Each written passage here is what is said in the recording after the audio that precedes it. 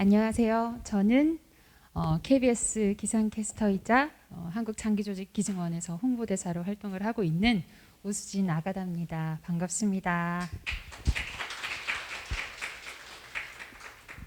저는 아까 행사장에서도 말씀을 드렸지만 심장을 이식받은 이식 수혜자입니다.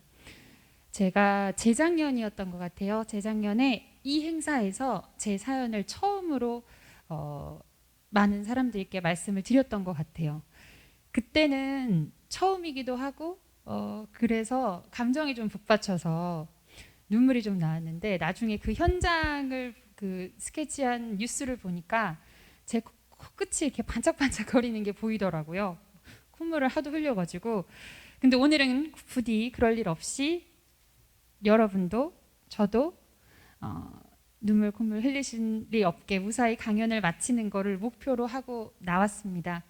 하지만 사실 자신은 없어요. 저는 2018년 5월에 심장을 이식받았습니다. 여기서 이렇게 두근두근 되는 심장이요. 지금은 이렇게 아무렇지도 않게 여러분들을 만나고 말씀을 드리지만 사실 제가 심장 이식을 받았다라는 경험, 이력을 공개하기까지에는 시간이 좀 많이 걸렸던 것 같아요. 주변 지인들, 친한 친구들에게도 그냥 나 좀 아팠어 라고 얘기를 하고 매일매일 보는 KBS 회사 사람들에게도 분명히 궁금했을 거거든요. 제가 되게 오랫동안 휴가를 쓰고 병가를 쓰고 나왔는데 얘가 어디 아팠는지 얘기도 안 하고 그냥 좀 아팠어요. 근데 지금은 괜찮아요 라는 이야기만 하니까 다들 엄청 궁금해 하시고 그러셨던 것 같아요. 왜냐하면은 저도 제가 심장을 이식받았다는 사실을 소화하는 데에 되게 시간이 오래 걸렸거든요. 시간이 좀 많이 필요했습니다. 그리고 지금 여러분과 만나는 이 시간도 완전히 소화가 끝난 건 아니고요. 계속 고민하고 깨닫고 있는 중입니다. 그래서 오늘은 그 과정 그리고 제가 이 과정에 있으면서 느꼈던 감정들을 여러분과 나누기 위해서 이 자리에 서 있습니다. 재작년에 이 자리에서 제가 이식 이력을 공개한 뒤에는 방송도 그렇고 인터뷰도 그렇고 제 사연을 말씀드리는 자리가 종종 생기더라고요. 인터뷰나 방송 출연해서 말씀을 드릴 때는 보통 지금까지는 그냥 큰 위기에서 죽다가 살아난 것에 초점을 맞춰서 이야기를 많이 했던 것 같아요. 잘 살고 있었는데 엄청 큰 위기가 닥쳤고 그리고 얼마나 좋은 뜻으로 내가 다시 살게 됐고 죽다 살아나니까 이런 것들을 알게 되더라. 그리고 일상이 되게 중요한 거더라. 이런 서사로 이야기를 드렸어요. 지금까지는. 그런데 오늘은 제가 두 번째로 함께하는 행사기도 하고 장기 기증자 유가족분들을 모시고 이야기를 나누는 자리잖아요. 그래서 자리가 자리인 만큼 오늘만큼은 수혜자로서 제가 고민한 것들, 고민하고 있는 것들, 그리고 제가 가지고 있는 어려운 마음들에 대해서 아주 솔직하게 말씀을 드려볼까 합니다. 실제 장기 기증 과정에서 어떤 감정들이 드는지 이런 수혜자로서의 진짜 이야기들을 나눠볼까 합니다. 먼저 심장 이식을 받게 됐던 그때 그 상황부터 좀 말씀을 드리려고요. 저는 원래 되게 강철 체력 소리를 듣던 사람이었습니다. 스스로 체력에 건강에 자신이 있었어요. 왜 그랬는지는 모르겠어요. 그냥 나는 건강한 삶을 살고 있다. 건강하다. 실제 회사에서도 제가 근무하는 거 보고 하면은 다들 우리 수진이 건강하지 라고 말씀을 많이 해주셨어요.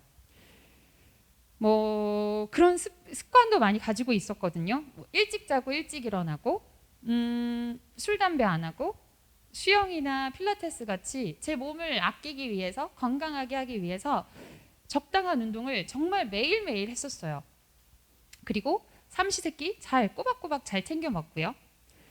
사실 여러분 생각해 보세요. 이것만 지킨다고 해도 이 어려운 현대사회에서 바쁘다 바빠 현대사회에서 보통보다야 조금 더 건강한 모습으로 생활했던 거 아닐까 싶어요. 저는 그런데 어느 날 자기 전에 개그 프로그램을 이제 휴대전화로 보고 있었어요. 너무 재밌는 거예요. 그래서 빵 하고 웃음이 빵 터졌어요. 그래서 막 깔깔깔깔 웃는데 그 웃음이 멈춰지지가 않는 거예요. 막 이렇게 깔깔깔깔 재밌어 깔깔깔깔 웃는데 갑자기 하면서 숨이 넘어가는 거예요.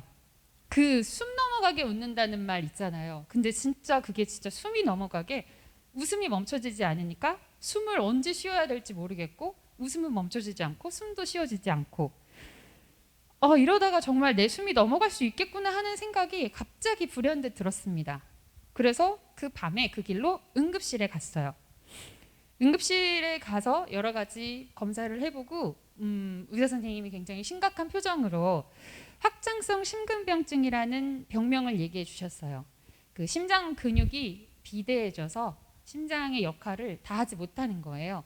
그때 당시에 아마 정상인의 20% 초반대를 보이고 있었나 봐요. 저는 그것도 모르고 그냥 건강하다고 하면서 살았던 거예요. 근데 당시에는 뭐 원인도 모르고 어떻게 될지도 모르는 상황이어서 약물로 충분한 휴식을 취해보자 하면서 한 달 정도를 그냥 병원에서 계속 입원을 시키시더라고요. 아무것도 하지 말고 심지어 무슨 날라리 환자처럼 주사도 하나도 안 맞고 그냥 무조건 휴식 취해 하면서 약만 주시는 거예요. 그리고 한 달 뒤에 약을 먹고 아주 더디게 아주 정말 더디게 심장 역할이 조금씩 올라가고 있다 이야기를 듣고 저는 퇴원을 했습니다. 그러고 또 일상을 지냈죠.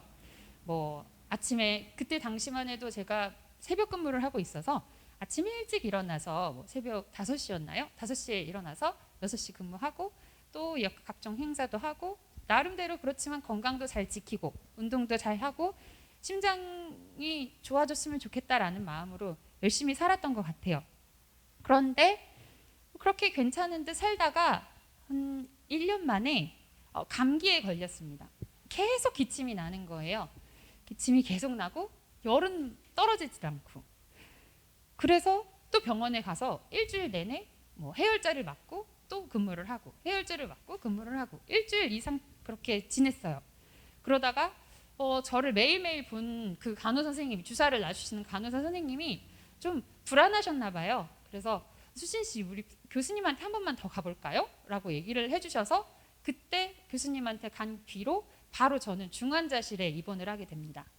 그때 검사를 해보니까 더디게 좋아지고 있는 것 같았던 제 심장의 기능이 이미 18%로 떨어져 있었습니다. 그 18%로 떨어졌을 때 중환자실에 입원을 시키셨고 중환자실에 입원하면서 제 상황은 급속도로 나빠지기 시작합니다. 그리고 입원을 하고 일주일 후에는 제 심장의 두 쪽 이렇게 뭐 좌심방, 우심실 이런 게 있잖아요. 이 두 쪽 중에 한쪽만 거의 뛰고 있는 상황이었대요. 이미 그때 제 몸이 버티고 있는 것이 기적 같은 상황이었다고 의사 선생님께서 나중에 말씀을 해주셨습니다. 아버지께서는 매일 중환자실을 서성이면서 하루에 단 한 번밖에 면회가 되지 않는 그 시간을 기다리셨다고 해요. 담당해 주신 간호사 선생님들한테 나중에 들었어요. 매일 아침 의식이 없는 딸 얼굴을 빛을 잃어가는 딸 얼굴을 이렇게 닦아주시면서 우리 수진이 이제 일어나야지 하고 그렇게 혼잣말을 하시더래요. 그럼에도 불구하고 당시 남자친구에게는 자네 우리 수진이를 떠나도 되네 라고 말씀을 하셨대요. 사실 그때 입원했을 때가 제가 결혼을 2주 정도 앞두고 있었던 상황이었습니다. 결혼 준비를 한창 하고 있었어요. 뭐 친구들한테 청첩장도 돌리고 이제 행복한 가정을 꾸릴 생각에 부풀어 있었을 때 저는 중환자실에 들어왔고 그 당시에 남자친구는 갑자기 보호자가 돼버렸고 저희 아버지는 희망을 놓으신 건 아니겠지만 어느 정도 남자친구에게 떠나도 된다는 말씀을 하시면서 마음의 준비를 하셨던 것 같아요. 그렇게 저는 심장 이식 말고는 의학적으로 할 수 있는 게 없는 상태가 됐습니다. 근데 여러분도 아시겠지만 심장 이식이라는 게 너무너무 어려운 일이더라고요. 일단 제 몸이 견딜 수 있는 그 시간 안에 한쪽만 겨우 뛰고 있는 그 시간 안에 심장을 이식 받아야겠죠. 그리고 그런데 저는 이미 심장이 기능을 하지 못하니까 여러 가지 장기들도 역할을 잃어갑니다. 일단 폐에는 물이 차서 호흡 자체가 힘들었어요. 계속 기침만 해요. 기침하다 지쳐서 잠들고 일어나서는 또 기침하느라 고통스러워하고, 그리고 나름 정말 엊그제까지만 해도 건강하다고 생각을 하고 일상을 지냈던 사람인데 갑자기 신장이 안 좋아진다면서 투석기를 꽂으라고 하더라고요. 그리고 나서 더 상황이 안 좋아지고 제가 의식을 잃고 나서는 에크모라는 장치를 달고 기능을 못하는 심장의 역할을 대신하고 있었으니까 저 같은 환자 입장에서는 정말로 기다릴 시간이 충분하지 않았습니다. 그리고 만약에 제가 필요한 시간 안에, 제가 버틸 수 있는 시간 안에 기증자가 나타난다고 해도 사실 대기자 순이라는 것도 있고 응급도도 있고 또 신체 조건들, 뭐 저와 그 심장의 유전자의 일치도라든지 그런 많은 기준들이 충족되어야 제가 수혜자로 선택이 되는 거니까 쉽게 기대하고 또 쉽게 희망을 가질 수 있는 일이 아니었죠. 실제 통계를 살펴보면 우리나라에만 지금 3만 3천여 명이, 약 4만여 명이 장기 이식을 받기 위해서 무작정 기다리고 있는 상황입니다. 그리고 한 분 한 분이 평균적으로 3년 동안 대기하신다고 하고요. 그리고 제가 이번에 있던 심혈관 병원의 병동에도 심장 이식을 기다리면서 1년 동안 그냥 그 병원에 가만히 누워서 입원해 계신 환자분도 계셨습니다. 그리고 하루에도 6명은 장기 기증을 기다리다가 결국 세상을 떠나신다고 하고요.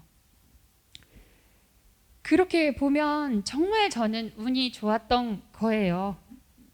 실제로 의학적인 상황으로만 봤을 때도 굉장히 운이 좋은 케이스였다고 합니다. 그리고 그 상황을 지켜본 저희 가족이 말하기로도 제가 다시 살아난 것이 가족 입장에서는 정말 기적 같은 일이었다고 말을 하십니다. 수혜자와 그 가족 입장에서는 이렇게 기적 같은 일이 없겠죠. 죽음의 문턱까지 갔다가 정말 어려운 확률로 다시 살아난 거니까요. 그렇게 저는 다른 분의 심장을 받고 두 번째 삶을 살게 됐습니다. 그런데 이 부가적인 삶에서 새롭게 얻게 된 것이 많은 것 같아요. 일단 오늘 이 자리에서 여러분들과 함께 눈을 마주치면서 이야기를 나눌 수 있는 시간도 생겼고요. 또 이번에 있느라고 결국엔 취소했던 결혼도 그해 가을에 하게 됐습니다. 또 이후에 버킷리스트로 두고 한 번도 못 가봤던, 일하느라 유명해지기 위해 돈을 버느라 못했던 친구들과의 소중한 추억도 열심히 만들고 있습니다. 캠핑도 가봤고요. 제가 한 번도 못 해봐서 되게 궁금했던 아르바이트도 한번 해보고요.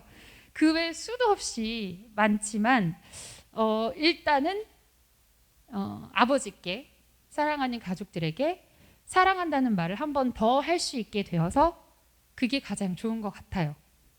아팠던 동안 의식이 있다 없다 하면서 정신이 차려지는 잠깐의 순간이 있었는데 그때 몸이 너무 아프고 괴롭고 숨도 안 쉬어지고 나는 언제까지 여기에 있어야 하며 막 정신적으로도 신체적으로도 계속 내리막길로 내려가고 있을 때 아버지께, 너무 힘드니까 아버지께 그런 불효스러운 말을 했거든요. 아빠 나 이제 그만하고 싶어. 더 이상 못 버티겠어 라는 말을 하고 저는 의식을 찾지 못했거든요. 만약에 그 말을 마지막으로 하고 세상을 떠났다면 남아있는 가족들한테 너무너무 미안했을 것 같은 거예요. 저는 죽음을 제대로 준비하지도 못하고 사랑하는 사람들에게, 사랑하는 친구들에게 사랑한다는 말도 못하고 좀 더 좋은 시간을 많이 보내지 못하고 세상을 떠날 뻔한 거니까 지금 생각하면 섬뜩하기까지 하더라고요. 그래서 아쉬웠던 것도 그런 것들인 것 같아요. 사랑하는 사람들과 좀 더 좋은 시간을 많이 보낼 걸, 그리고 사소하게 하고 싶었던 것들, 충분히 할 수 있는데 그냥 밀어놨던 것들, 그런 거 미루지 말 걸. 좀 더 많이 표현할 걸. 그런 것들이 가장 아쉽더라고요. 그러므로 기증자께서 그리고 기증자 가족분들께서 주신 것은 절대로 단순히 심장 하나가 아니라는 생각이 듭니다. 제가 이 부가적인 삶에서 얻는 모든 것들, 그리고 제가 이 시간을 통해서 누리는 모든 것들을 그분들께서 주셨다고 생각을 합니다. 저희 아버지는 사실 종교가 없으셨어요. 저희 어머니와 저만 이제 성당에 다니고 있는 상태였고, 아버지는 제 죽음의 문턱에 다녀온 딸의 모습을 보고 나서 신앙을 갖게 되셨습니다. 실제로 수술을 받기 전에 그러니까 제 심장이 얼마나 버틸지 모르는 상황에서 그 의사 선생님, 교수님께서 이렇게 수술실에서 나오셔가지고 말씀을 하셨대요. 오스진 아가다에 이걸 열어봤더니, 가슴을 열어봤더니 심장이 반쪽밖에 안 뛰고 있고 이게 좀 힘들 수 있다. 그러면서 아버지, 사람이 할 수 있는 것은 여기까지인 것 같아요. 제가 할 수 있는 거는 여기까지예요. 이제 기도하세요 라고 교수님께서 말씀을 하셨대요.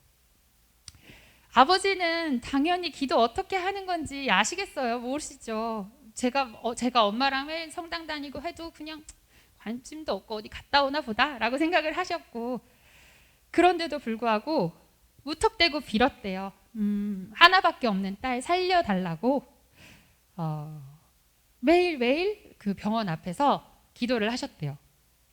그러던 중에 이식을 받게 되었다. 이식을 해줄 그 심장이 생겼다라는 이야기를 교수님으로부터 듣자마자 아버지께서 교수님, 이제 수진이는 제 딸이 아닌 것 같아요. 하느님의 딸입니다 하고 펑펑 우셨다고 해요. 그 뒤로 아버지는 교리 공부를 하셨고, 지금은 모든 가족이 하나의 믿음으로 일상을 살아내고 있습니다. 네, 제가 한동안 운영했던 개인 영상 채널이 있었어요. 유튜브. 그 유튜브 채널의 이름이 오복치의 두 번째 삶이에요. 일단 오복치가 뭐야? 라고 하면은, 제가 어쨌든 심장을 이식받다 보니까 이게 외부의 장기가 제 몸에, 신체에 들어온 거여서 평생 면역 억제제를 먹어야 된대요. 제 면역이 계속 그 심장을 공격한다는 거예요. 그러면 어렵게 받은 심장인데 그걸 또 공격한다니 참 아이러니하죠. 그래서 저는 면역을 억지로 낮춰야 하는 상황입니다. 매일매일 면역 억제제를 먹고 있어요. 근데 그 면역 억제제를 먹으면 심장은 지킬 수 있지만 제 체력은 지킬 수가 없어요. 면역을 지킬 수가 없어요. 이렇게 코로나19든 무슨 상황이든 감염에 굉장히 취약합니다. 쉽게 걸리고 면역력이 없어서 나을 수가 없는 거예요. 그래서 병원에서도 예민하고 조심해서 살아라 하는 이야기를 되게 자주 하시고요. 친구들도 웃으면서 너 이제 개복치 됐구나, 뭐 그런 예민한 생선이 있어요. 개복치라고. 개복치, 오복치 이러면서 오복치라고 별명을 지어주셨어요. 그런데 제가 다시 살아났잖아요. 그래서 오복치의 두 번째 삶입니다. 저의 두 번째 삶의 일상을 나누는 채널이었어요. 친구들, 제가 죽음의 문턱까지 와보고 아쉬웠던 거, 친구들한테 사랑한다고 표현하고, 가족들에게 사랑한다고 표현하고, 친구들이랑 좋은 추억 만들고 사랑을 나누는 일상을 보여드리기 위해서 만든 채널이었어요, 사실은. 그런데 거기에 이런 댓글이 어느 날 달렸습니다. 두 번째 삶이라길래 뭔가 의미 있는 삶을 보여줄 거라고 기대했는데 어차피 죽을 수 있었던 인생이니까 그냥 평범한 일상 모두가 다 소중하다고 감사하다고 하기에는 억지 아니냐? 모르는 사람들을 위해서라도 좀 더 의미 있는 새로운 일들을 도전해봐라. 이렇게 달렸어요. 아직도 이 댓글 보면은 사실 마음이 철렁하고, 네. 근데 물론 이해를 못하는 건 전혀 아니에요. 충분히 이렇게 생각하실 수 있다고 생각이 들었어요. 실제로 고민이 많이 되는 부분입니다. 기증 수혜자인 제가 앞으로 어떻게 살아야지 맞는 걸까? 이게 정말 어려운 것 같아요. 그리고 불과 이틀 전에도 이 댓글은 제가 이틀 전에 받아서 아직 마음의 정리를 못했는데, 이식 대기자들 피눈물 나게 하지 말고, SNS로 동정 여론 모으지 말고, 종교 홍보하지 말고 조용히 기도나 하며 살아라, 이렇게 말씀하시는 것도 봤어요. 아직까지 소화하기 힘든 댓글이네요. 예전에 어떤 제가 한 인터뷰에 달린 댓글도 봤어요. 제가 위험한 상황까지 갔었는데 장기 이식을 받고 다행히 다시 좋아졌습니다 라고 말씀을 드린 걸 보고, 어떤 분이 댓글로 수진님, 다행이라는 표현은 함부로 쓰면 안 될 것 같아요, 이렇게 메시지를 남기셨더라고요. 그 댓글 보고는 진짜 많이 뜨끔했어요. 장기기증 이야기가 어려운 이유는 이게 저와 같은 두 번째 삶, 저와 같은 사람들에게는 기적적으로 살아가는 것에 대한 문제이지만, 동시에 누군가에게는 사랑하는 사람, 사랑하는 가족을 떠나보내야 하는 것에 대한 문제이기 때문이겠죠. 그러니까 장기기증은 굉장히 어려운 일이 맞습니다. 세상을 살아가야 하는 우리는 앞서 희생하며 떠난 이들의 무게를 짊어지고 살아가게 되니까요. 그리고 재작년에 기증자 봉헌의 날 행사에서 주교님이랑 신부님은 기억하시는지 모르겠지만 제 순서 앞에 기증자 유가족 그 연설이 있었습니다. 어린 손주를 떠나보내신 할머니셨어요. 위중했던 다른 4명의 아이를 살리고 손주는 세상을 떠났대요. 그렇게 연설을 하시고 다음에 제가 수혜자로서 제 사연을 나눴어요. 그리고 그 행사가 잘 끝나고 그분께서 갑자기 제게 다가오시면서 제 손을 잡고 이런 말씀을 하시는 거예요. 아가다, 열심히 잘 살아주세요. 그때도 마음이 무거워지면서 아이고, 내 삶의 무게가 얼마나 큰가 하는 생각이 들었습니다. 하지만 이런 와중에 한편으로 힘이 나는 좋은 댓글들도 굉장히 많이 봅니다. 악성 댓글만 받는 건 아니에요. 이런 어려운 무게감에도, 어려운 책임감에도 불구하고 내 스스로 행복하게 나를 잘 아끼면서 잘 열심히 살아봐야겠다 하고 생각하는 계기가 되어주는 댓글도 많습니다. 여러분들도 그 좋은 에너지 받으시라고 또 준비해 왔어요. 수진 씨, 감사하며 살아야겠어요. 그리고 수진 씨의 삶이 이식 대기자에게 희망이 됩니다. 이제 이식 1년이 되어가는 저에게 많은 생각을 하게 해주는 것 같아요. 가끔은 나태하고 자만하다가 수진님 보면서, 감사합니다. 수진님 보면서 밝은 마음, 감사함, 건강한 마음 등이 들게 됩니다. 의미 있는 일이라는 생각이 들어서 저도 장기기증 서약했어요. 죽음을 맞이할 때 스스로 잘한 일이라고 생각할 것 같습니다. 또 장기 입원 중인데 힘이 납니다. 고맙습니다. 장기기증은 삶이 정말 간절한 누군가에게 새로운 삶을 선물해주는 숭고하고 아름다운 일이라는 걸 느꼈습니다. 함께 두 번째 삶을 살아가는 저에게 언니는 꿈이자 희망이에요. 대단한 무언가를 이뤄내고 꼭 만들지 않아도 살아서 건강한 모습으로 강연해주는 모습에 이미 감사하다는 생각이 들어요. 여기서 또 그 얘기 하잖아요. 장기기증은 삶이 정말 간절한 누군가에게 새로운 삶을 선물해주는 숭고하고 아름다운 일이라는 걸 느꼈습니다. 여러분들이 하신 거잖아요. 여러분들이 사랑하는 가족을 떠나보내는 마지막 순간에 세상에 사랑을 남겨주신 거잖아요.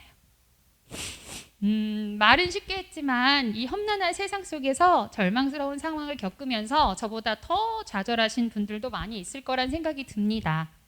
특히 개인의 삶에 큰 위기를 겪으셨던 분들, 또 큰 일을 겪고 나서 몸과 마음에 후유증이 남아서 많은 분들이 제게 개인적으로 DM이나 댓글이나 메시지를 많이 주세요.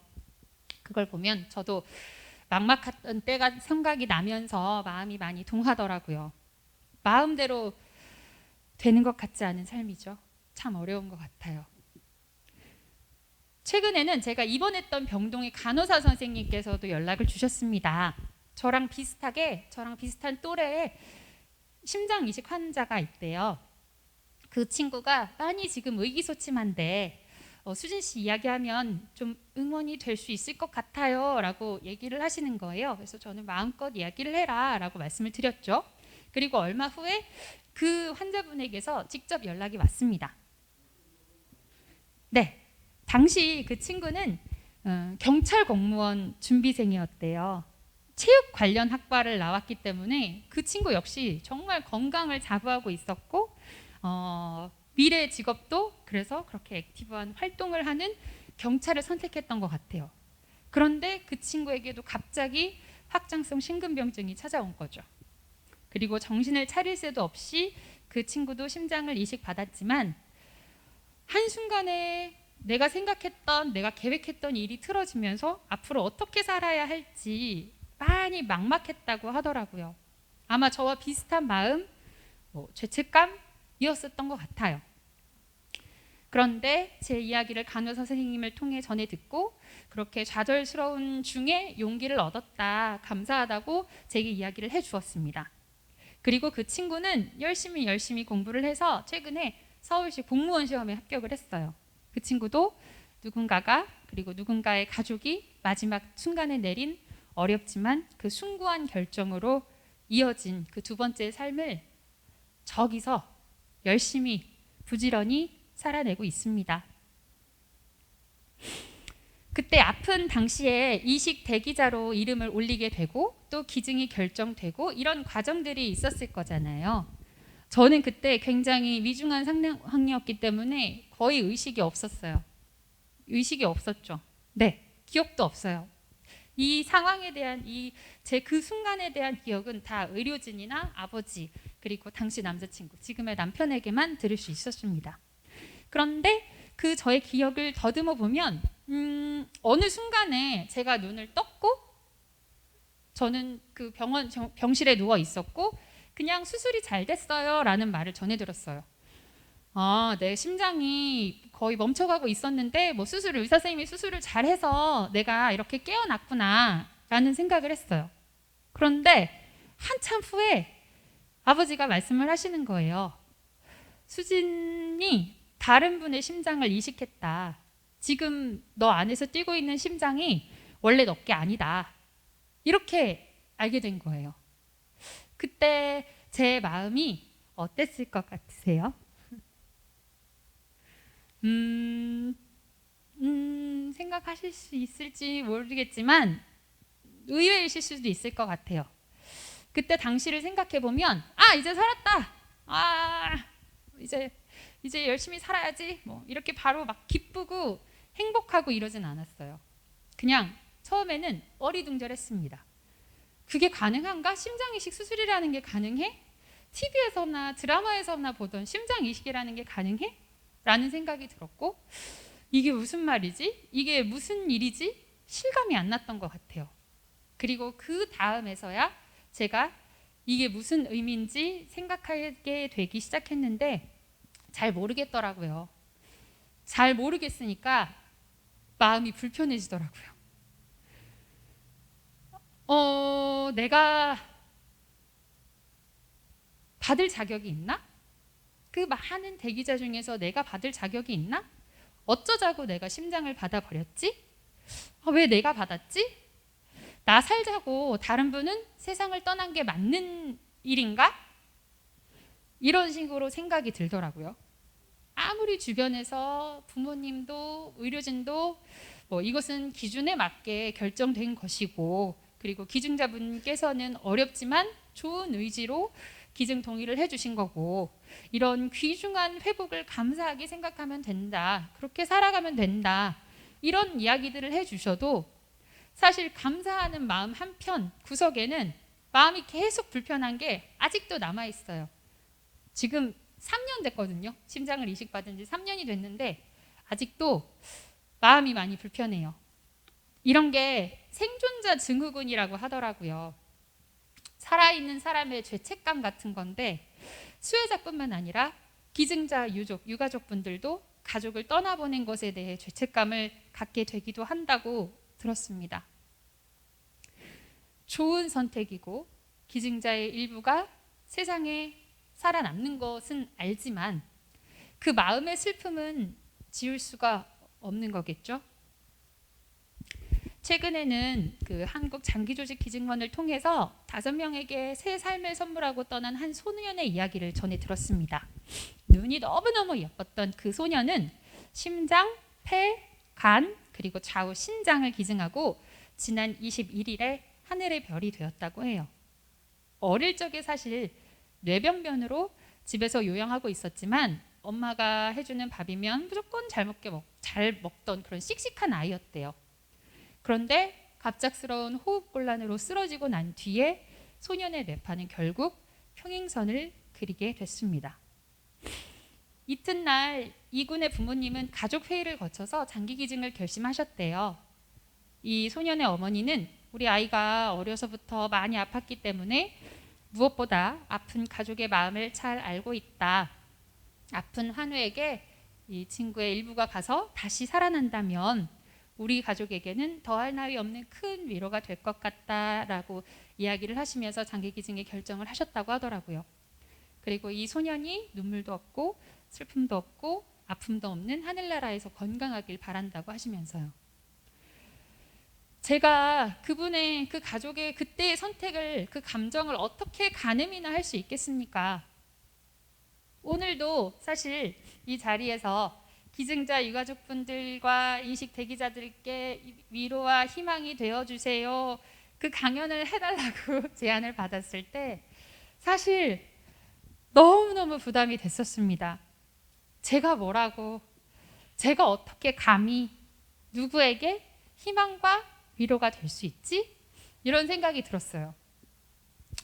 그래서 뭐 방송국이든 어디든 인터뷰할 때도 오수진 씨 환자들을 위해서 희망의 메시지 하나만 주세요. 한마디 해주세요. 이럴 때마다 진짜 너무 괴로워요. 제게 자격이 있다고 생각하지 않아서 마음이 정말 불편하고요. 일단 저도 아파봤으니까 그 상황에서 과연 어떤 말이 힘이 될지 모르겠어요. 아직도. 그런데도 오늘 이 자리에 서게 된 것은 아주 대충 알고 있기 때문입니다. 뭐냐면은 제가 특별한 자격이 있어서 뭐가 어디가 잘나서 제가 뭐라서 심장을 받은 건 절대 아니잖아요. 물론 장기기증을 위해서 필요한 뭐 신체적인 조건이라든지 그런 기준들을 충족은 했겠지만 저한테 어떤 인간적인 자격이 있어서 선택된 거는 절대 아니잖아요. 그렇다면 대가를 기대하지 않고 그 보여주신 선한 의지에 보답하는 길은 사실 나로서 이식 수혜자로서 일상을 열심히 사는 게 아닐까 하는 생각을 했습니다. 제가 위로와 희망이 되는 길도 이런 게 아닐까 조심스럽게 생각을 해봤습니다. 없었을 수도 있는 저의 일상을 살면서 제가 하고 싶은 것들을 하고 사랑하는 사람들과 조금 더 좋은 시간을 갖는 거, 이런 거가 아닐까 하는 생각이 들었습니다. 제게 어떤 자격이 있다고 생각하지도 않고 그 자격 덕분에 이것을 받았다 하고 싶지도 않습니다. 그러니 수혜자로서 제가 마땅히 어떻게 살 거예요? 살아야 한다고 그렇게 말씀을 드리고 싶지도 않아요. 다만 저의 불편한 마음, 이 책임감을 평생 갖고 살겠다고 말씀을 드릴 수는 있을 것 같습니다. 그러니까 오늘 말씀드리는 이 핵심은 이 불편함인 것 같아요. 살아있는 사람의 불편함, 그리고 사랑하는 사람을 떠난 불편함, 이런 것들이요. 이 불편함이 의미하는 것은 그 희생을 무겁게 느끼고 기리는 삶의 책임감이라고 생각을 하거든요. 무겁고 어렵지만 어쨌든 앞으로도 반드시 갖고 살아나야겠죠. 그래서 이게 언제나 어렵고 무거운 주제지만 그래도 계속해서 이야기하고 함께 소화했으면 좋겠어요. 더 많은 사람들이 그들의 사랑하는 사람들과 그들만의 일상을 가질 수 있게 하면 더 좋고요. 요즘에는 제가 착한 컴플렉스에 걸렸습니다. 이것도 사실 저의 개인적이고 이기적인 욕심이라고 생각을 하는데 뭔가 좀 더 선하게, 아까 말씀드린 책임감으로 좀 더 선하게 살아야 할 것 같은 강박 같은 게 생긴 것 같습니다. 그래서 그 선하게 살고 싶은 마음으로 시작을 한 게 한마음한마 운동본부 생애주기별 기도입니다. 특별한 심장을 가지고 살게 된 거. 두 번째, 삶을 살고 있잖아요. 심장도 새로워졌고 매년 삶을 살아가는 태도도 마음가짐도 새로워졌으니까 정말 새롭게 태어난 느낌으로 그리고 개인적으로는 하나의 의식 같은 걸로 매년 5월 초에 기부를 하고 있습니다. 기증자분을 한 번 더 기리고 기증에 도움을 주신 많은 선의의 감사함을 표하는 아주 최소한의 기념식을 저 혼자 치르고 있어요. 그리고 더 열심히 더 좋은 마음으로 사는 모습을 하늘에 있는 기증자께 그리고 어딘가에 계실 기증자 가족분들께 반드시 보여드리겠다 하는 다짐으로 매년 기부를 하고 있습니다. 그리고 최근에는 여기 신부님은 아시겠지만 명동밥집 봉사활동을 시작했어요. 약간 무리하듯이 챙겨나가게 되는 것 같기는 해요. 제 두 번째 삶이 사랑이 되어야겠다고 생각을 했기 때문입니다. 사랑을 나누면서 살아야만 하겠다고 생각을 했습니다. 사실 기증자과 기증자 가족분들께서 주신 거는 장기 하나가 아니라 사랑일 거잖아요. 그 사랑을 받고 제가 또 세상에 그 사랑을 나눠야 되겠다고 생각을 했습니다. 그렇게 누군가가 따뜻한 밥 한 끼를 먹게 되면 이게 되게 연쇄적인 사랑의 시작으로서 좋은 출발이 아닐까 싶어서 시작했습니다. 그래서 저는 지극히 개인적이고 지극히 이기적인 마음으로 봉사장을 찾습니다. 그리고 이렇게 모두의 지극히 개인적이고 지극히 이기적인 작은 마음들이 모이면 세상이 좀 더 따뜻해지지 않을까 하는 생각에서요. 그리고 나중에 이제 제가 지금 가지고 있는 심장도 멈추게 되고 하늘나라에 가서 그 심장의 주인을 만나게 되면 아 이거 봐요 저 잘 썼죠? 이렇게 얘기하고 싶어요. 여러분 장기기증 괜찮죠? 라는 이야기를 하고 싶은가 봐요. 이렇게 우리는 우리 삶을 가치 있게 만들기 위해서 할 수 있는 부분이 반드시 있다고 생각을 합니다. 거기에 집중하면서 살아갈 수밖에 없는 것 같아요. 제가 또 기증원 홍보대사 활동을 하면서 사실 장기기증자 유가족들을 만날 기회가 적지 않아요. 남아있는 유가족들도 또 앞서 말씀드린 그 우리의 삶, 세상을 떠난 가족의 죽음을 가치 있게 만들기 위해서 할 수 있는 부분이 반드시 있다고 생각하시더라고요. 그리고 거기에 집중하면서 살고 계시더라고요. 그 예로 제주도에서 어떤 소년이 7명에게 새 삶을 선물하고 떠난 휘파람 소년이라는 친구가 있어요. 방송에는 여러 번 나왔는데 그 아버지는 굉장히 웃었다 매일매일 막 수백 번씩 웃었다 울었다 반복할 정도로 감정적으로 힘든 상황을 겪으셨겠지만 지금은 생명나눔 전문 강사로 활동을 하고 계세요. 생명나눔이 수많은 환자를 살리는 소중한 삶이고 아름다운 굉장히 가치 있는 일이라고 함께 알리고 싶으신가 봐요. 그래서 기증문화가 긍정적으로 변화하길 바란다고 이야기를 하셨습니다. 이 밖에도 또 생명의 소리라는 합창단이 있어요. 합창단원의 구성이 굉장히 특이합니다. 장기기증자 유가족, 이식 수혜자, 그리고 의료진이 한 곳에 모여서 함께 노래를 부르는 거예요. 세계 최초래요. 그렇게 이식 수혜자와 기증자의 가족들과 의료진이 함께 노래 부르는 그 합창단이요. 처음에는 기증자들의 아픔을 치료하기 위해서 만들어진 그런 목표로 만들어진 합창단이었는데 지금은 그분들이 사회로 나와서 오히려 기증을 얘기 많이 하시고 서로에게 감동이 되어주고 계셨습니다. 저는 작년부터 그 합창단의 사회를 맡게 됐는데 갈 때마다 기증자 가족분들께서 저를 꼭 안아주시면서 정말 가족처럼 제 건강을 누구보다 더 먼저 걱정해 주시는데 갈 때마다 보내주시는 그 응원과 위로 덕분에 다시 한번 저는 두 번째 삶을 잘 살아내야겠다고 생각하고 있습니다. 오늘 이 강연을 준비하다 보니까 오히려 분명해지는 것은 내가 착하게 살아야 이것이 가치 있어지고 또 나쁘게 살면 이것이 가치 없어지는 것이 아니라 이런 대가 없이 선한 의지는 여러분들이 하신 그런 선한 의지는 이미 이대로 완전하다는 그 사실인 것 같아요. 오늘도 제가 대단한 사람으로서 대단한 말씀을 드릴 수 있어서 이 자리가 의미 있어지는 것이 아니라 그냥 열심히 제 삶을 살게 된 보통의 사람으로서 그리고 누군가의 딸이고 누군가의 아내고 누군가의 지인으로서 저의 삶을 살고 있는 것 자체가 이미 선한 의지의 발현인 것을 저는 알게 된 것 같습니다. 제가 하는 활동들이 뭐 세상에 얼마나 도움이 될지는 모르겠어요. 잘하고 있는 건지 맞게 가고 있는 건지 문득 걱정이 되기도 합니다. 수많은 사람들 중에 왜 내가 심장을 받았고 내가 그 심장, 왜 소중한 심장을 받았는지, 그리고 이 도움을 어떻게 소화해야 하는지 아직도 고민이 많이 됩니다. 하지만 제가 받게 된 것은 단순히 장기로서의 심장이 아니라 사랑이라는 걸 알게 됐습니다. 기증자께서 주신 것도 단순히 장기 하나가 아니라 사랑을 베푸신 거라고 생각이 듭니다. 이렇게 대가 없이 베풀어진 이 희생은 가장 위대한 사랑의 모습이라는 걸 알게 됐습니다. 장기 기증은 누군가의 죽음이고 그것은 물론 어려운 일이지만 이것은 분명히 세상에서 가장 위대한 사랑이라고 분명하게 말씀드릴 수 있을 것 같습니다.